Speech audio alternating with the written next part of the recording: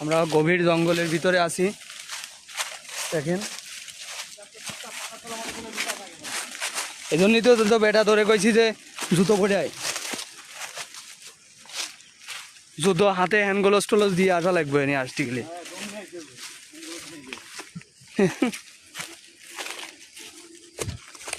এনতে আবার একটু নামতে পারবি এই জায়গা ছবি তোলার জন্য। এটা এখান থেকে অমিন, এখান থেকে আসবে, এখান থেকে পাখিগুলো ডাকা বন্ধ করে দিতে দেখি। এই জায়গা ক্লিয়ার পাবি ছবি। মমিন এখানে আয়,